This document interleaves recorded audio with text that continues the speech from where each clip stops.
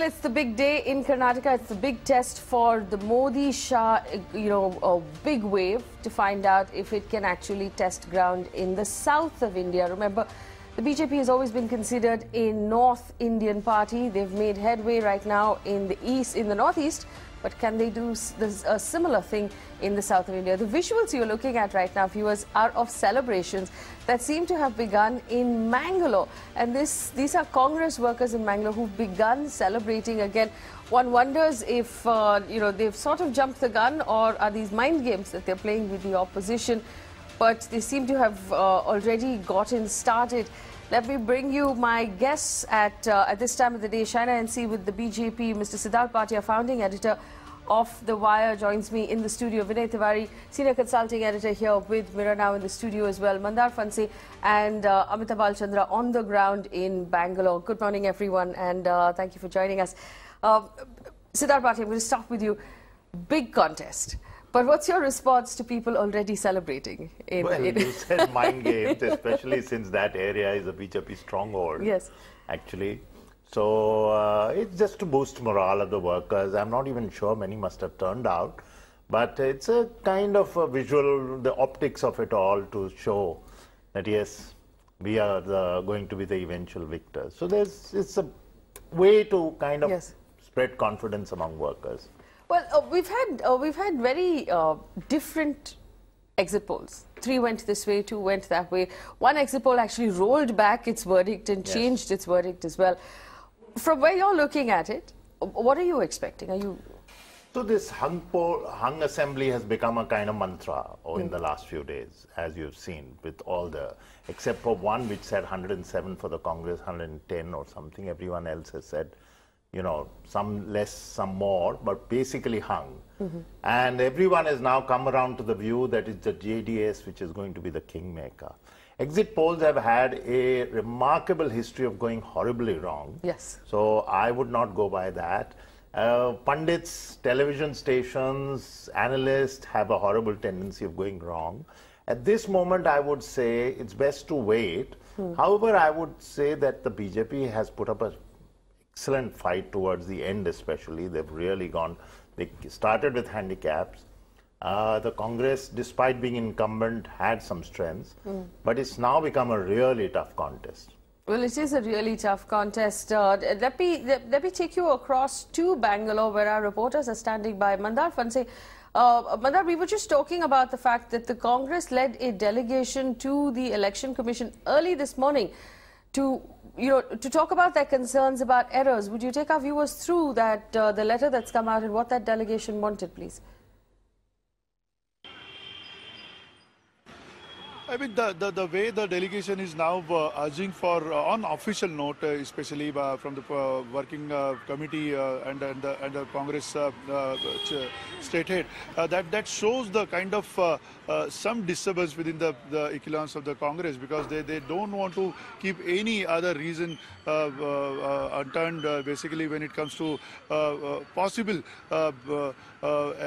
expectation which might be fallen in their eyes, especially when it comes to the counting process. Especially, I was talking about with a few polling agents over here. They were talking that they are going to raise some objections also if at all they see some kind of unexpected things. That means they are all geared up to create that kind of a noise if need be, and that is why the Congress delegation has already gone there and officially communicated this with the election commissioner. Since the VVPAT system and other things which we were discussing earlier are there in place right now, it will be much more interesting to see how quick the process of counting will happen, because if at all that the raising of objection continues, then it might likely get prolonged. Well, that's the information we're bringing you this morning, that the Congress delegation met with the Election Commission, with the Chief Election Officer of the state of Karnataka, and asked that the VVPATs be tallied, every single one of them be shown to the counting officer, and they be tallied. And of course, they said action be taken about the postal ballots that were seized in the constituency of Badami. But that's the Chief Minister's, one of the Chief Minister's constituencies right now, other than Chamundeshwari and Mysore.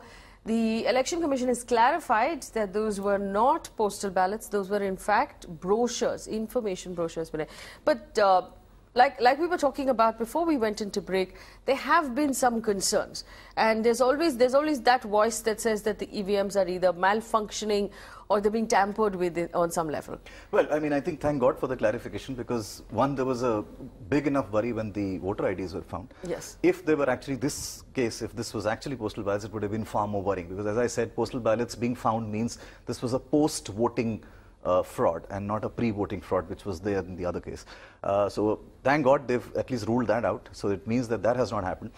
But clearly, this whole Congress delegation's pressure on the government, on the administration, the chief electoral officer to ensure that is really a sign of how close this contest is. And I don't think they want to take a chance of even a single machine not being able to calculate properly, because there have been instances of EVMs malfunctioning even at the stage of counting. I mean, it's really a calculator in many ways. It's just a bigger calculator. It just calculates everything. So there have been malfunctions in the past, and I think those 1,000 odd votes or 500, 800 odd votes can make a lot of difference in a closely contested election.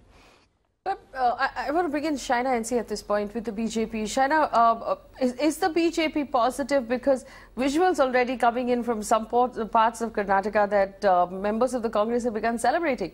What's your response to that? Well, I think that would be wishful thinking. It's important to understand that until you have the final results, nobody can announce victory.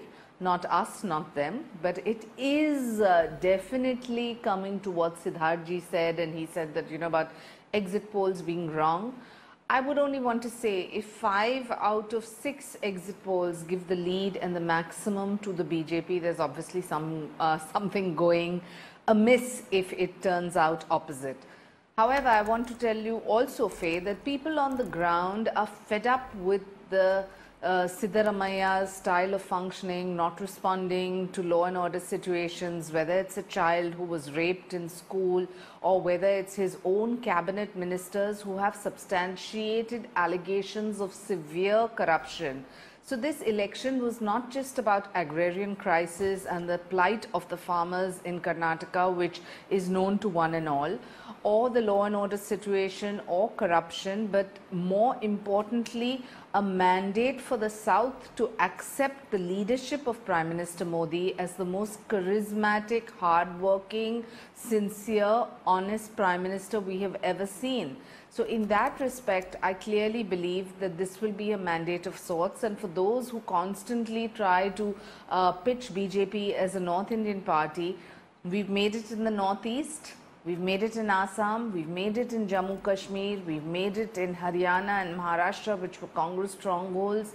And for that matter, we have won 11 states post 2014. So I think that mandate is something that is going to continue as a reposing of faith in a systematic working of the first government that doesn't play vote banks and doesn't only adhere to caste creed community, as we've seen in Uttar Pradesh, where Dalits and Muslims alike have given us an unprecedented victory. And I hope that the people of Karnataka will also do likewise.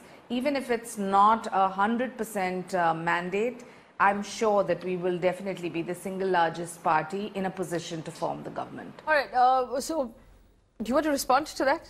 No, there's no response, but I'm interested to hear Shaina saying even if we are not a 100% party, because normally one likes to, so they're already reconciled to that. Yes. The second thing is, of course, that the BJP has ruled in Karnataka before, so it's not as though it will be the first time in a coalition.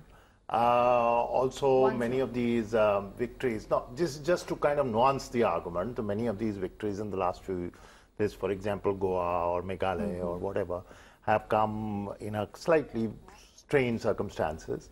So here's the question. Since everybody is now reconciled with the fact that we're looking at a coalition, and given Goa and given a couple of the other instances, is it actually now reduced down to a race to the governor's house? Who reaches first with your coalition? Who forms the government? Will they have all of their cards ready? Because now they're already sending out feelers. It's not who forms the government first. So who's able to cut a deal first? Is that what it boils down to? Who's winning is one part of the equation. Yes. Who forms the government is the real part of the equation.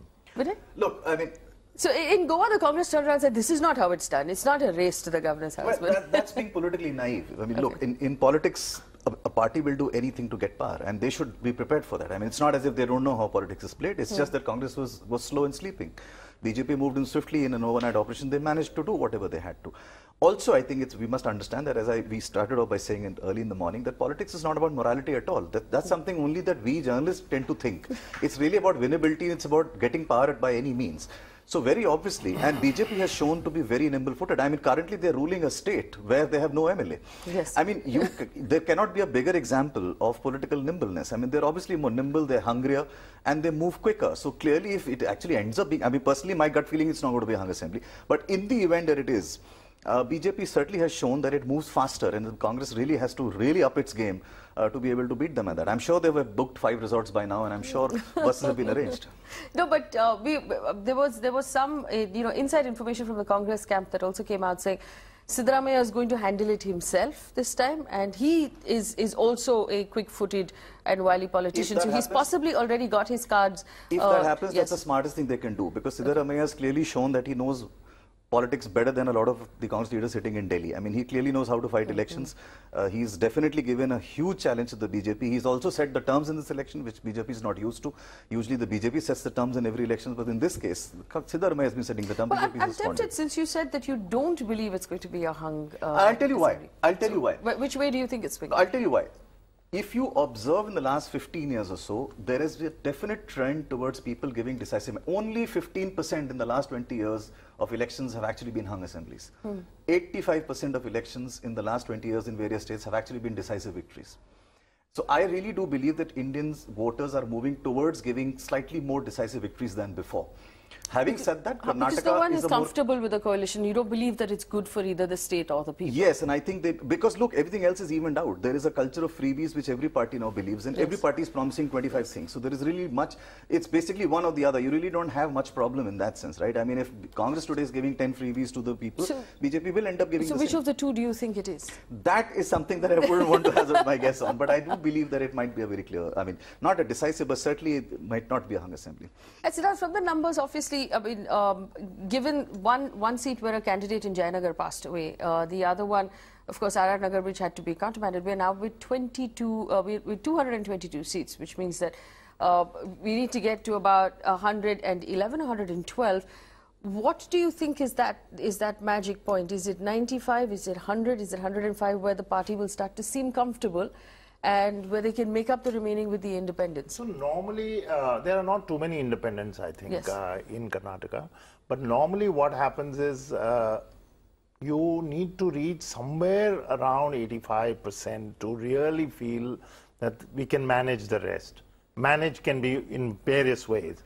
It could be legitimate over the counter ways, as it were, and in which case JDS, which on the face of it seems to be in a conflict between father and son, but I think that's a sham. Because they want to keep both options open, and because that's a good way all to do regional parties normally do this. They keep all options open. And the son has worked with the BJP in the past, betrayed them. The father has son, I will disown him. So I think around 85% of the seats is where they will start feeling really comfortable. And the other thing is, if I may just say, it depends on what the JDS wins. Because if you're looking at the JDS walking away with 40 seats, then it's really a player. If it's 15 seats, then it's can't pull that much weight. But most of the exit polls peg them at 25 to 30. 30, 35, yeah. Yes. There's 135 also, if I'm not mistaken.